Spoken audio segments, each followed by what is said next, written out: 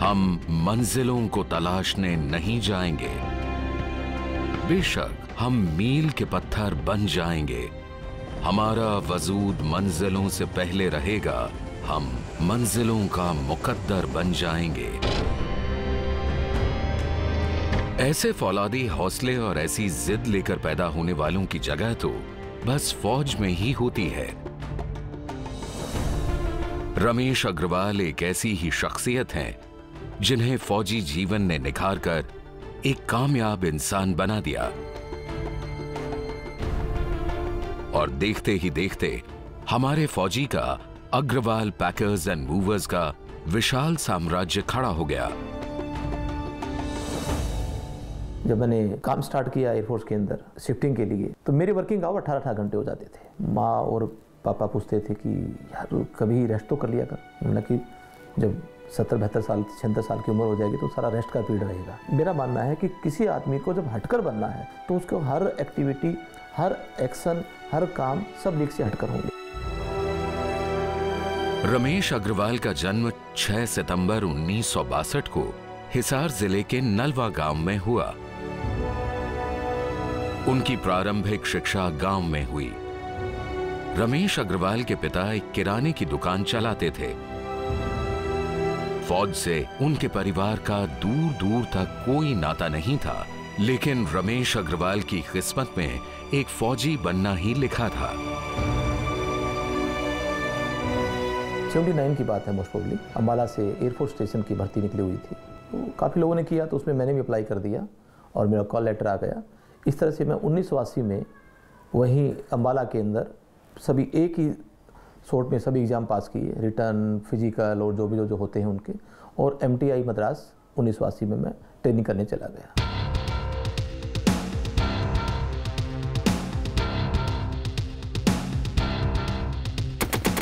पांच साल अपने देश की सेवा करने के बाद फरवरी 1986 में रमेश अग्रवाल ने सेना को अलविदा कह दिया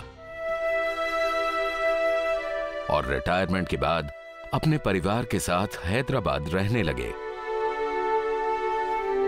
कहा जाता है कि हीरे की पहचान जौहरी ही कर सकता है। सेना में उनकी काबिलियत और उनके व्यवहार के कई अफसर कायल थे। कोऑर्डिनेटर सुभाष गुप्ता हैदराबाद आ गए थे, तो उनको ये मालूम था कि रमेश हैदराबाद चला गया। कहीं से कहां से पता खोजा, फोन नंबर खोजा, मेरे को नहीं मालूम, बट ही कुड ट्रेस मी। तो मैं air force station academy Dundigal Hyderabad उनके घर गया, तो उसने एक आइडिया दिया कि why don't you start house hold shifting.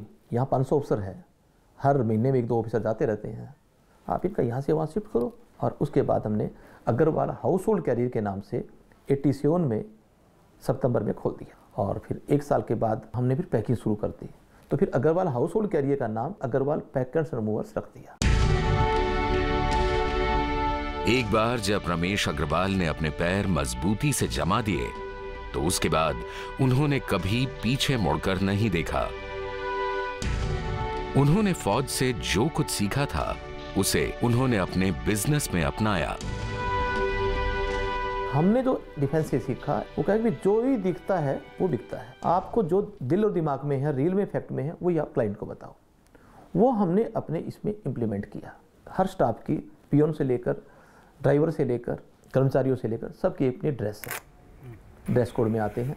तो और वर्दी उसको हमेशा अपना रोल, अपनी एक याद दिलाती रहती है कि यस आपके ऊपर कोई जिम्मेवारी है। तो इसलिए वो हमने यहाँ इम्प्लीमेंट किया। वो 100% डिफेंस की देन। पूरे हिंदुस्तान में 102 ब्रांच है हमारी। 9:30 शार्प पूरी ब्रांचों के अंदर लोग खड़े होते हैं, 1.5 मिनट की एक भगवान से प्रार्थना करते हैं, उसके बाद बोलते हैं कि एनीथिंग आज के लिए नहीं, nothing, okay, disperse and they go on duty. एक बार जब एयरफोर्स के इस जवान ने उड़ान भरी तो कामयाबी की हर मंजिल नाप डाली। आज देश भर में अग्रवाल पैकर्स और मूवर्स की 102 ब्रांचेस हैं। अग्रवाल पैकर्स और मूवर्स के ट्रकों को तो मानो पंख लग गए थे।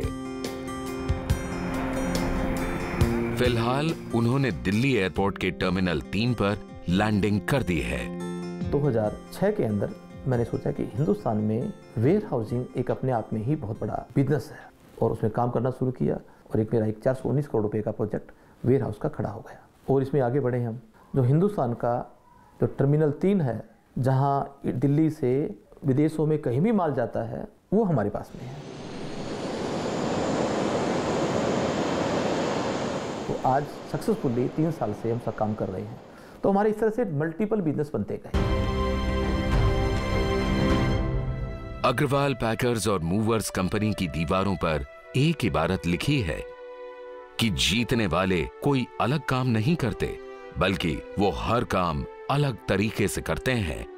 ये सिर्फ अग्रवाल पैकर्स और मूवर्स के ऑफिस में लिखे शब्द नहीं है, बल्कि इन शब्दों का रमेश अग्रवाल की जिंदगी में काफी महत्व है।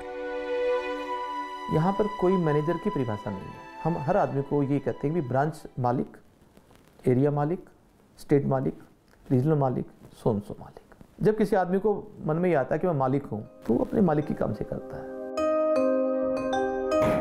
रमेश अग्रवाल के लीक से हटकर किए जाने वाले कामों की फहरिस्त काफी लंबी है। वो अपनी कंपनी में काम करने वाले कर्मचारियों को अपने परिवार का हिस्सा मानते हैं।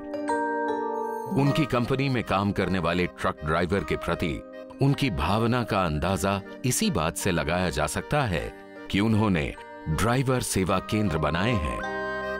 ड्राइवरों के लिए हमने अपना एक नया मॉडल तैयार किया, इसका नाम दिया ड्राइवर सेवा केंद्र। जयपुर से अजमेर के मिडवे में जगह का नाम है दुद्धू, नेशनल हाईवे 8 के ऊपर, और एक 58 एकड़ का प्लॉट लेकर 500 चारपाई, 500 पंखे, 500 कंबल, 10 नाई, 10 वॉशरूम और 10 सेवादार जो उनकी गाड़ियाँ पार्किंग करेंगे, गार्ड्स कह लो आप, और उनकी व्यवस्था करेंगे। तो इस तरह से वो एक तरह से हम कह सकते हैं कि निंद्रा दान का एक सेंटर बना दिया। आज रमेश अग्रवाल के पास दौलत, शोहरत, इज्जत सब कुछ है, इसलिए वो अपने ट्रक ड्राइवरों के लिए कुछ कर सकते हैं। उनकी दरियादिली को फौज के अफसरों ने तब भी देखा था जब उनके पास रिटायरमेंट के वक्त कुछ ही रुपया बचा था। फरवरी महीने में 1986 के अंदर आई गोट डिस्चार्ज। फेयरवेल पार्टी होती है हमारे, माहौल थोड़ा सा एक अलग बन जाता है। और लास्ट में जब विदा हो रहा था तो मैंने एक छोटा सा पेपर लिया और लिखकर हमारे विंग कमांडर एस के निगम साहब को मैंने दे दिया। मैंने कहा साहब वो बहुत कुछ एयरफोर्स से पाया है, गुरुदक्षिणा के रूप में जो मेरे पास था मैं दे रहा हूँ। ये कहा कि ये क्या बेवकूफ़ हो रहा है क्या? अरे तो पास बाहर जाकर कोई काम नहीं है, कुछ भी नहीं है, और तो ये 43,000 का अमाउंट वार विडोज के लिए डोनेट कर रहा है। नो आई डोंट वांट, 1100 ले लो, 2100 ले लो, बस दैट्स ऑल। लास्ट में मैंने कहा सर मैं बनिए का लड़का हूँ, घाटे का काम कोई करता नहीं, ये मेरी FDR है, जमा करवा रहा हूँ, आप चिंता मत करो, मल्टीपल होगी। आज रमेश अग्रवाल एक कामयाब इंसान है। उन्हें अपनी कामयाबी पर फख्र है। जाहिर है इस कामयाबी में उनकी मेहनत, उनकी सोच का खासा योगदान है, लेकिन वो इस कामयाबी का सेहरा फौज के सिर पर भी बांधना चाहते हैं। रमेश अग्रवाल के कदम यहीं नहीं रुके हैं, उन्हें अभी और भी मंजिलें हासिल करनी हैं। अपने कर्मचारियों के लिए और देश की प्रगति के लिए अभी उनकी आंखों में कुछ और ख्वाब भी चमकते हैं। अब हमारे पास 5,800 आदमी हैं। हम चाहते हैं कि ये संख्या 22,000 बन जाए नेक्स्ट 4 साल के अंदर। 102 ऑफिस है, ये बढ़कर अप्रोक्सीमेटली 250-300 ऑफिस के रूप में बन जाए। 5,500 people are shifting through us. We are targeting 4 lakh people should shift through us. और जो 1,000 ट्रक्स हैं, this is going to approximately 3,000 trucks. अपनी फौज की ट्रेनिंग, मेहनत, लगन, ईमानदारी और लोगों के प्रति इंसानियत का भाव, इन्हीं गुणों की बदौलत जो सफलता रमेश अग्रवाल ने हासिल की है, इसके लिए वे सम्मान के अधिकारी हैं। तो हमारे को 96 में इन्वायरमेंटल के ऊपर एक अवार्ड मिला था। उसके बाद 2004 में उपराष्ट्रपति भैरव सिंह शेखावत जी, उन्होंने बेस्ट लॉजिस्टिक एंड ट्रांसपोर्ट का अवार्ड दिया। हमारी लाइन सी लगती रही कि हर साल में 2-3 अवार्ड। एक अवार्ड होता है हमारे पास सीएट टायर का अवार्ड, जो हर साल वो देते हैं। तो लगातार 4 साल से we are getting a Mahindra navy star है, उसका भी एक बड़ा प्रीशियस अवार्ड होता है, उन्होंने भी एक अवार्ड दिया। जितने लॉजिस्टिक इंडस्ट्री के जो भी अवार्ड होते हैं, सब में हम कहीं ना कहीं रहते हैं। जय हिंद, जय हिंद, जय हिंद, जय हिंद। रमेश अग्रवाल की कामयाबी पर उनके कर्मचारियों को नाज है और इस देश को भी अपने सपूत पर नाज है ये कामयाबी रमेश अग्रवाल अपने फौजी भाइयों के साथ एक संदेश देकर बांटना चाहते हैं। उनको एक ही लाइन में ये कहूँगा कि they should think that we are owner of this particular table. वो अपने आप में उनकी बहुत बड़ी ताकत होगी, बाकी तो उनमें सब कुछ गुण होते हैं, और जितना नॉलेज उनको हुआ है इतना किसी आम आदमी को भी नहीं है। रमेश अग्रवाल ने अपने फौजी जीवन के अनुभव को अपने व्यापार में आजमाया और नई नई व्यापारिक अवधारणाओं के साथ अपने व्यापार को नए मुकाम तक पहुंचाया है। ऐसे ही एक ब्रिगेडियर हैं कुलदीप सिंह ढिल्लों। कभी फौज में तोप चलाने वाले ब्रिगेडियर कुलदीप सिंह ढिल्लों आज खेतों में हल चलाकर कामयाबी के किले फतह कर रहे हैं।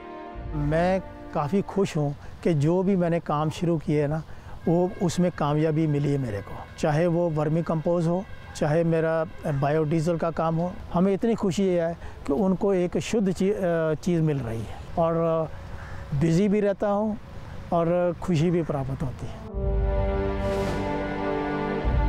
ब्रिगेडियर कुलदीप सिंह ढिल्लों का जन्म 1941 में पाकिस्तान के बामनीवाला में हुआ। इनकी प्रारंभिक शिक्षा गांव में हुई। इनके पिता फौज में अफसर थे और वे चाहते थे कि कुलदीप सिंह भी फौज का हिस्सा बने। खुद कुलदीप सिंह का झुकाव भी फौज की तरफ ही था।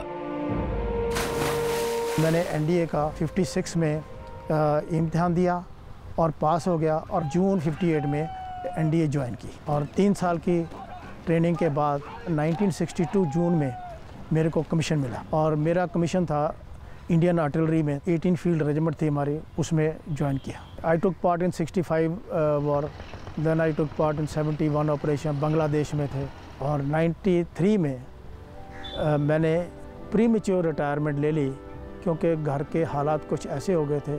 फादर साहब की डेथ हो गई थी और घर में पीछे कोई देखने वाला नहीं था। रिटायरमेंट के बाद कुलदीप सिंह ने अपनी उस जमीन पर खेती करने का फैसला किया जो उनके पिता को भारत पाकिस्तान के विभाजन में अपनी पाकिस्तान की जमीन के बदले में मिली थी। जब ब्रिगेडियर कुलदीप सिंह ने किसान बनने की सोची तो लोगों को एक ब्रिगेडियर के किसान बनने के फैसले पर काफी हैरानी हुई। जो मैं शुरू में खेती करने लगा तो गर्मी में बाहर खड़े खेतों में थे, तो मेरे को काफ़ी गांव के लोग कहते थे, साहब आप क्यों खड़े हैं, आप घर जाओ, ये जो ज़मीन है इसको ठेके पे दे दो, लीज़ पे दे दो, आराम से रहो, आपको क्या तकलीफ़ है। मैं उनको यही कहता था, देखिए भर गर्मी हो या भर सर्दी हो, फ़ौज की ट्रेनिंग तभी चलती थी, तो हम इस सीज़न में तो वैसे ही बाहर रहा करते थे, तो मेरे को कोई फ़र्क नहीं पड़ रहा है। मेरे को ऐसा लगता है कि मैं वापस फ़ौज में ही काम कर रहा हूँ। ब्रिगेडियर कुलदीप सिंह जब फौज में थे और छुट्टियों में घर आते तो अपनी खेतीबाड़ी में अपने पिता का हाथ बटाते थे। इससे उन्हें खेतीबाड़ी का थोड़ा बहुत अनुभव था।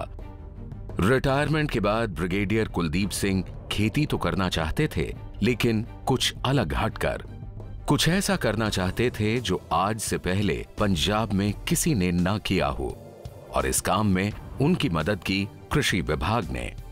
लगन थी इस तरफ काम करने की, लेकिन कैसे करना है ये इतना मेरे को नहीं पता, तो उस हालत में मैंने एग्रीकल्चर डिपार्टमेंट की काफ़ी मदद ली। दे सजेस्टेड कि आप इंटर कल्टीवेशन करो, तो इंटर कल्टीवेशन में क्या करें वो ढूंढते ढूंढते ये हल्दी का फसल का पता लगा। मेरे को सलाह दी गई कि अगर मैं हल्दी का प्लांट लगाऊं, क्योंकि प्रोसेस करने के बगैर ये बिकती नहीं है, तो मेरा भी फ़ायदा हो जाएगा और साथ में बाकी किसान हैं उनका भी फ़ायदा हो जाएगा। तब मैंने बैठ के डिज़ाइन किया, और ये जो मशीनरी मैंने अभी लगाई है ये तब हमने फैब्रिकेट की, और ये पंजाब में उस टाइम पे ये पहला ही प्लांट था। और आज ये हालत है कि व्यापारी खुद आते हैं हमसे ख़रीदने के लिए। जो बाकी किसान भी हैं उनको भी अच्छा लगा है, क्योंकि ये फसल जो है बाकी गन्ना हो या चावल हो या गेहूँ, उससे ज़्यादा आमदन देती है। हल्दी की पैदावार से ब्रिगेडियर कुलदीप सिंह को दूसरी पारंपरिक फसलों जैसे कि गन्ना और चावल के मुकाबले ज्यादा आमदनी हुई। इससे उत्साहित होकर कुलदीप सिंह ने कुछ ऐसी ही दूसरी फसलों को उगाने में दिलचस्पी ली। कुलदीप सिंह मेहनती होने के साथ वैज्ञानिक सोच भी रखते थे और उनकी यही सोच उन्हें पौधों से डीजल बनाने की तरफ ले गई और जल्द ही उन्होंने ये कारनामा भी कर दिखाया।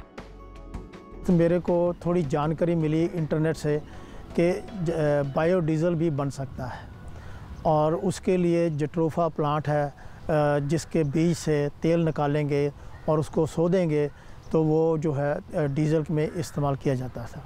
तो मैंने राजस्थान से इसका बीज मंगाया, नर्सरी तैयार की और पौधे लगाए। ये पौधा जो है चौथे साल में जाके ये पूरी तरह फल देता है और एक किसान के लिए ये एक बहुत फ़ायदेमंद है क्योंकि उसको तेल मिल सकता है और जो डीज़ल है वो एक खेती का बहुत अहम हिस्सा है और उसका उतना खर्चा बच सकता है।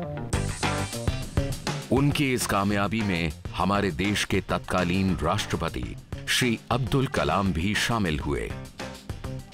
2006 में president of India Shri Abdul Kalam ji वो एक सेमिनार कर रहे थे हैदराबाद में, तो मेरे को उनसे इनविटेशन आया कि वहाँ आके हम उनको प्रेजेंटेशन दें और मेरी ये खुशकिस्मती है कि मैंने जाके प्रेजेंटेशन की और उन्होंने इस चीज़ को बहुत अच्छा सुनाया। 2005 में जब कृषि विभाग ने जैविक खाद के प्रति किसानों को उत्साहित करने के लिए एक योजना की शुरुआत की तो ब्रिगेडियर कुलदीप सिंह ढिल्लों कहां पीछे रहने वाले थे, क्योंकि वे जानते थे कि कीटनाशकों के बेतहाशा इस्तेमाल से पंजाब की जमीनें फसलों के साथ साथ जहर उगल रही हैं। इस टाइम पे पंजाब में केमिकल फर्टिलाइज़र जो है बहुत ज़्यादा मात्रा में इस्तेमाल हो रहा है। भैंसों के दूध में भी यूरिया आना शुरू हो गया है। तो इस चीज़ को रोकने के लिए ये वर्मी कंपोस्ट बनाना शुरू किया। हर 3 महीने बाद इसकी खाद तैयार हो जाती है। आज मेरे पास तकरीबन 2 कनाल जगह में शेड बना हुआ है जिसमें मैं वर्मी कंपोस्ट तैयार कर रहा हूँ। आज अज्ञानता और समय की कमी का बहाना बनाकर बहुत से किसान अपनी फसलों को सीधा बेच देते हैं, लेकिन ब्रिगेडियर कुलदीप सिंह ढिल्लों ने अपनी फसलों का मूल्य संवर्धन किया है। यानी फसलों से दूसरी उपयोगी चीजें जैसे कि गन्ने से गुड़ बनाकर मुनाफा कमा रहे हैं। मेरा ये सोचना है, अगर किसान अपनी फसल का वैल्यू एडेड प्रोडक्ट बनाएगा तो उसको अच्छी कीमत मिल सकती है और उसमें उसकी आमदन बढ़ सकती है। जो एक खेत का गन्ना तकरीबन अगर मिल को बेचेंगे तो 60,000 का निकलेगा, तो गुड़ बनाएंगे तो तकरीबन डबल कीमत मिल जाएगी। ब्रिगेडियर कुलदीप सिंह ढिल्लों ने जैविक खाद और दूसरे तौर तरीकों की बदौलत जैविक खेती को अपनाया, लेकिन उनकी जैविक फसल अपने खास चरण में अपनी पौष्टिकता खो देती थी और इसका समाधान भी उन्होंने खोज निकाला। गेहूं का आटा हर कोई खाता है, लेकिन जब इसको पिसाई होती है तो बहुत गर्मी पैदा हो जाती है और उसमें उसके जो तत्व हैं वो मर जाते हैं। तो मेरे को जानकारी मिली कि अगर हम कोल्ड प्रोसेस से आटा बनाएंगे तो उसमें ही ये है कि वो बहुत ही पौष्टिक होगा। तो हमने वो चक्की लगाई और आज ये धीरे धीरे वो बहुत पॉपुलर हो गई और आज से शहर से लोग आते हैं वो आटा खरीदने के लिए।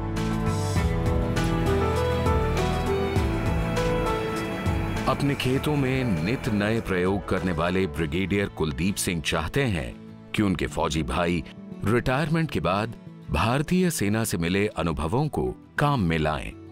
जो अक्सर उसमें रिटायर हुए ना, मेरी उनसे ये सलाह है कि आप हिम्मत नहीं हारनी। आपने जैसे मेहनत और लगन से फौज में काम किया है ना, ऐसे ही आके इधर करोगे तो जरूर कामयाब हो जाओगे। रमेश अग्रवाल और ब्रिगेडियर कुलदीप सिंह ढिल्लों ने उन क्षेत्रों में काम किया जिनमें काम करने में कोई साधारण इंसान हिचकिचाता है। लेकिन फौज के इन दोनों सैनिकों ने साहस का परिचय देकर विभिन्न क्षेत्रों में कामयाबी का परचम लहरा दिया। हमारा फौजी ऐसे ही नायाब फौजियों से आपका परिचय करवाता रहेगा। जय हिंद। प्यारे एक्स सर्विसमैन भाइयों, डायरेक्टरेट जनरल रीसेटलमेंट कार्यालय फौजियों का मित्र है। चाहे आप देश के किसी भी कोने से हों, हम आपको रिटायरमेंट के बाद सिविल जीवन में सेटल होने में पूरी मदद करते हैं। हम आपको ट्रेनिंग देते हैं ताकि आप अपना मनपसंद